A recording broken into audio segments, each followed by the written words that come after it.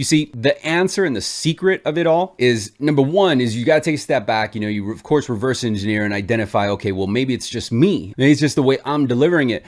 But here's a hack. We have to understand the difference between product and offer. Make sense? So product is a 30-year fixed, a rate and term refinance, a cash out refi, right? These are products. A product could be a BMW, right? But an offer is the result. It's the benefit. It is the destination.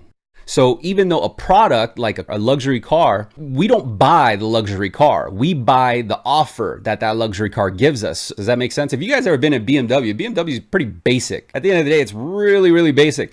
But some of us love it. I personally love it because of the way it drives, the handling of it all. Plus, I believe it's sleek. See, there are people out there that can't stand BMWs. My wife can't stand BMWs. She hates BMWs. But that's her perspective. Does that make sense?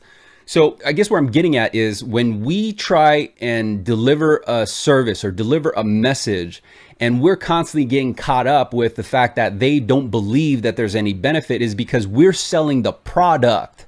We're not necessarily selling the features, the benefits, the offer, what it does for them. And if we can identify and distinguish the difference between a product and an offer, that gives us an advantage to now change our message in a way to where we have to become creative. We have to actually apply it and make it applicable to them. So if someone was selling me a car and they knew that my destination or my goal was to actually receive what the vehicle offers, which is great handling, sleek look, it's just me, it's my style, right? I wouldn't necessarily sell the product like, hey man, this BMW costs this much money and you can get it for this much per month, because that's product information.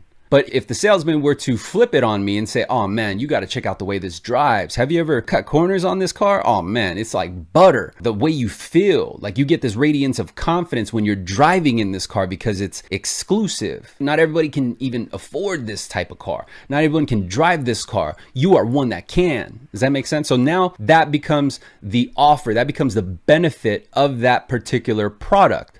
So an iPhone, for example, is a product. But no one actually really wants to buy a $1,200, $1,300 product. What they do is they actually buy the results. If you guys have an iPhone, you might feel a certain way, like, no, I'm Android for life. And that's cool. It's your perspective, right? So your product would be Android. But there's a reason why you buy into that particular product. Just like there's a reason why we buy into name brands. It's what it offers us in return. And typically what it offers us in return is a feeling. So it's the result, it's the status, it's the value that it provides us and ensures that it's applicable to what we want.